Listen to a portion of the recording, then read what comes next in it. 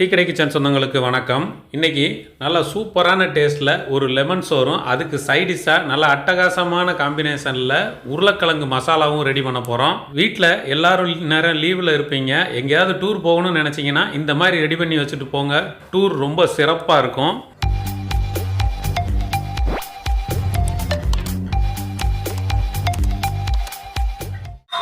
வணக்கம். நீங்கள் நம்ம டீ கடை கிச்சனில் ஒரு சட்டுன்னு செய்கிற மாதிரி ஒரு சூப்பரான ஒரு டேஸ்ட்டில் லெமன் ரைஸ் தான் செய்ய போகிறோம். அதாவது எலுமிச்சை சோறு தான் செய்ய போகிறோம். அந்த எலுமிச்சை சோறு செய்கிறதுக்கு இப்போ நம்ம ஒரு 50 ml வந்து கடலை அந்த பாத்திரத்தில் சேர்த்து எண்ணெய் சூடாகிட்டு இருக்கு. எடுத்த உடனே நம்ம தாளிப்பு தான் போட போகிறோம். எண்ணெய் சூடாயிடுச்சு. எண்ணெய் சூடானே ஒரு 1/2 டீஸ்பூனு கடுகு நல்லா பொரிஞ்சு வரட்டும்.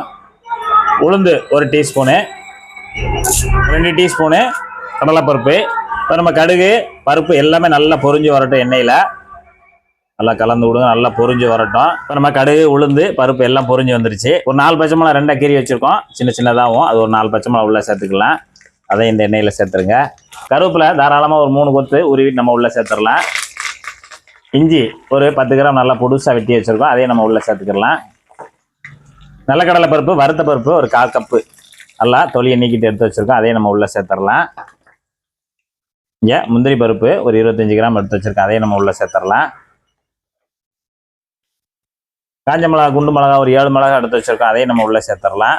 தாளிப்பில் உள்ளே சேர்த்துட்டு நல்லா எல்லாத்தையுமே சிம்மில் வச்சுட்டு நல்லா தாளித்து கொடுத்துருங்க. இப்போ நம்ம பருப்பெல்லாம் சேர்த்துட்டு ஒரு 1/4 டீஸ்பூனு மஞ்சள் தூள். இப்போ நம்ம ஏற்கனவே சோறு நம்ம வந்து உப்பு போட்டு தான் வடித்து வச்சுருப்போம். இப்போ நம்ம இந்த தாளிப்புக்கு தேவையான உப்பு ஒரு 1/4 டீஸ்பூன் மட்டும் தூள் சேர்த்துக்கலாம். சேர்த்துட்டு நல்லா கலந்து கொடுத்துருங்க. இப்போ நமக்கு நல்லா எல்லாமே நல்லா பொரிஞ்சு வந்துருச்சு. நல்லா பொரிஞ்சு வந்த உடனே இப்போ நம்ம வந்து எலுமிச்சை சாறு வச்சுருக்கோம். பெரிய பழமாக இருந்தால் ஒரு பழம் 50 ml இருக்கும் அந்த சாறு, 50 ml. சின்ன பழமாக இருந்தால் ஒரு 2 பழம் கரெக்டாக சிம்மில் வச்சுட்டு நம்ம தாளிப்பெல்லாம் ரெடி ஆகி இறக்குறதுக்கு முன்னாடி அப்படி ஊற்றிட்டு லேசாக ஒரு தடவை இப்படி கலந்து விட்டுட்டு அப்படியே நீங்கள் ஸ்டவ் ஆஃப் பண்ணிடுங்க. அவ்வளோதான். ரொம்ப நேரம் கொதிக்க விட்டுற வேண்டாம். லாஸ்ட்டாக அதுதான் இதில் மெயினாக வந்து அந்த எலுமிச்சம்பழத்தை லாஸ்ட்டாக ஊற்றிட்டு ரொம்பவும் கொதிக்க விட்டுறக்கூடாது. ரொம்ப கொதிக்க விட்டோம்னா கசப்புத்தன்மை வந்துடும். அப்படி இறக்க போகிற நேரத்துக்கு முன்னாடி ஊற்றிட்டு அப்படியே 2 காலம் கலந்துட்டு அப்படியே ஸ்டவ் ஆஃப் பண்ணிடும். அவ்வளோதான், நமக்கு லெமன் ரைஸ்க்கான தாளிப்பு தயாராகிருச்சு. இன்றைக்கி நம்ம வந்து லெமன் ரைஸ்க்கு எலுமிச்சை சோறுக்கு வீட்டரிசி தான் எடுத்திருக்கோம். வீட்டரிசியில் நல்லா பொடி அரிசியாக எடுத்து நல்லா வேக வச்சுருக்கோம். நல்லா வெந்துருச்சு. நல்லா உதிரியாக இப்படி வேக வச்சு எடுத்துக்கிறணும். இப்போ நம்ம எடுத்துருக்கக்கூடிய அளவு வந்து 1 கப்பு 250 கிராம் 1/4 கிலோ எடுத்துருக்கோம் அரிசி. இது வந்து ஒரு 2 பேர் சாப்பிட்லாம். நல்லா திருப்தியாக ஒரு 2 பேர் சாப்பிட்லாம், அந்த அளவுக்கு தான் எடுத்திருக்கோம். இப்போ இதில் வந்து நல்லா சோறை வடிச்சிட்டு நல்லா பொலுன்னு எடுத்து வச்சு இப்போ இந்த ரைஸில் வந்து 1 டேபிள் ஸ்பூனு நல்லெண்ணெய் ஊற்றி நல்லா நம்ம மிக்ஸ் பண்ணி வச்சுருக்கோம். ஏற்கனவே அது வந்து நல்லெண்ணெய் ஊற்றி நம்ம இந்த மாதிரி முதல்ல மிக்ஸ் பண்ணி வச்சிட்டோம்னா அந்த சோறு நல்லா உதிரியாக இருக்கும். ரொம்ப சீக்கிரம் கெட்டு போகாது. டேஸ்ட் நல்லா எக்ஸ்ட்ராவாக சூப்பராக இருக்கும். அதுக்காக தான் இந்த மாதிரி நம்ம மெத்தடில் ரெடி பண்ணியிருக்கோம். இப்போ நம்ம தாளிப்பில் நம்ம இந்த சோறை தட்டி நம்ம கலந்து கொடுத்துடலாம்.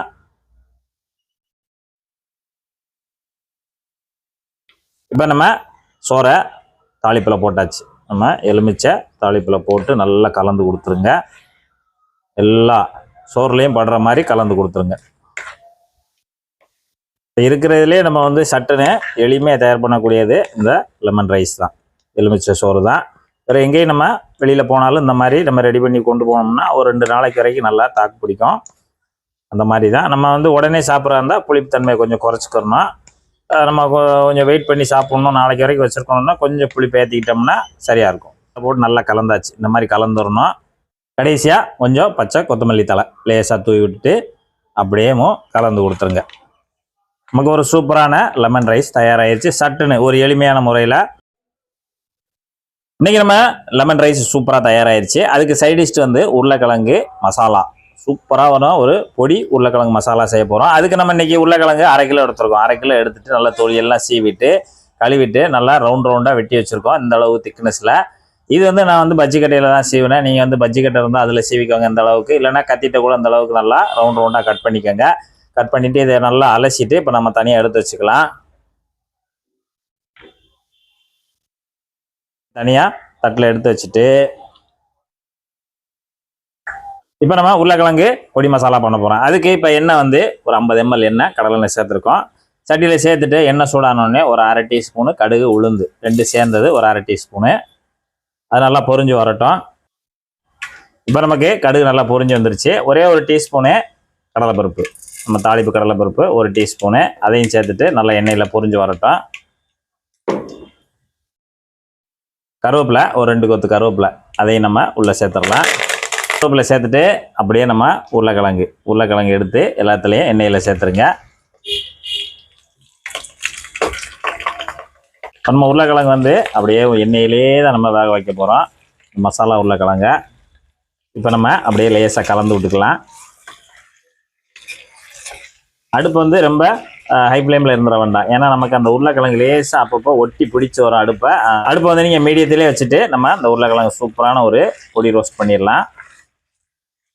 உருளைக்கிழங்கு சேர்த்துட்டு ஒரு தடவை கலந்து விட்டுட்டு இதுக்கு தேவையான உப்பு ஒரு 1/4 டீஸ்பூனு தூள் உப்பு அப்படியே பரவலாக போட்டு விட்ருங்க.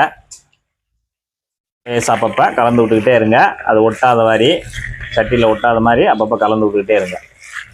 இப்போ நம்ம உருளைக்கிழங்கு உள்ளே சேர்த்து ஒரு 5 நிமிஷம் ஆச்சு. 5 நிமிஷம் நல்லா அந்த எண்ணெயிலே நல்லா பெரட்டி விட்டு வதங்கிருச்சு. இப்போ கிட்டத்தட்ட நமக்கு ஒரு பாதிக்கு மேலே நல்லா வதங்கிருச்சு. இந்த அளவுக்கு நல்லா வெந்து வந்த உடனே மஞ்சள் தூள் ஒரு 1/4 டீஸ்பூனு, மல்லித்தூள் ஒரு 1/2 டீஸ்பூனு, ஒரு 1/2 டீஸ்பூனு காரத்துக்கு தகுந்தாப்புல தனி மிளகாத்தூள், மிளகுத்தூள் ஒரு 1/4 டீஸ்பூனு, ஜீரகத்தூள் ஒரு 1/2 டீஸ்பூனு, கரம் மசாலா ஒரு 1/2 டீஸ்பூன். இப்போ நம்ம தேவையான மசாலா பூரா உள்ளே சேர்த்தாச்சு. சேர்த்துட்டு நல்லா எல்லா உருளைக்கிழங்குலையும் மசாலா போடுற மாதிரி கலந்து விடுங்க. நல்லா கலந்து கொடுத்துருங்க. நல்லா கலந்து கொடுத்து அடுப்பை மீடியமான ஹீட்லேயே வச்சு நம்ம மிச்சத்தையும் நல்லா சூப்பராக அந்த மசாலாவும் அந்த உருளைக்கிழங்கும் சேர்ந்து ஒன்று போல் வெந்து வந்துடும். நம்ம மசாலாலாம் போட்டு இப்படி உடையாமல் அப்படியே லேசாக கோர்த்து அப்படியே கிண்டி கொடுத்துட்டே இருக்கணும். நல்லா கிண்டி கொடுத்துக்கிட்டேவும் மசாலா நல்லா பச்சை வாசனை போகிற அளவுக்கு அந்த உருளைக்கிழங்குல நல்லா மிக்ஸ் ஆகிற அளவுக்கு நம்ம கலந்து கொடுத்துட்டே இருக்கணும். இப்போ நமக்கு சூப்பரான உருளைக்கிழங்கு பொடி மசாலா நமக்கு தயாராகிடுச்சு. கிட்டத்தட்ட நமக்கு ஒரு 10 நிமிஷத்துக்கு இது ரெடியாக 10 நிமிஷம் ஆகும். நல்லா ரெடி ஆகிடுச்சு. இப்போ நம்ம ஸ்டவ் ஆஃப் பண்ணிடலாம். ஸ்டவ் ஆஃப் பண்ணிவிட்டு கடைசியாக கொஞ்சமாக மல்லித்தலை மேலே மட்டும் லேசாக அப்படியே தூவி விட்ருங்க. அவ்வளோதான், நமக்கு ஒரு லெமன் ரைஸுக்கு சைட் டிஷ்ஷு சூப்பரான ஒரு உருளைக்கிழங்கு பொடி மசாலா தயாராகிடுச்சு. சோறு தயாராகிருக்கு. அதோடு சேர்த்து பொடி மசாலா போட்ட உருளைக்கிழங்கு சூப்பராக இருக்குது. சாப்பிட்டு பார்ப்போம் எப்படி இருக்குன்னு. அப்படியே கொஞ்சமாக எடுக்கிறோம்.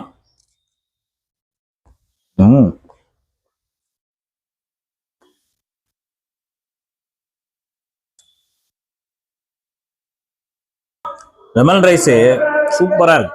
எப்படி இருக்குன்னா அப்படியே அந்த புளிப்பு அதிகமாக இல்லாமல் சரியான அளவான புளிப்பில் அந்த லெமன் ரைஸில் அந்த பருப்புகள்லாம் போட்டு லேசாக கடிச்சு சாப்பிடும்போது அப்படியே முறுக்கு கடிச்சு சாப்பிடும்போது அருமையாக இருக்கும். அதோட இன்னைக்கு மசாலா அருமையாக இருக்குது. இதே போல் ஒரு டேஸ்ட்டில் நீங்களும் உங்கள் வீட்டில் செய்து சாப்பிட்டு பார்த்துட்டு எப்படி வந்ததுன்றதை கமெண்ட்டில் சொல்லுங்கள். நன்றி, வணக்கம்.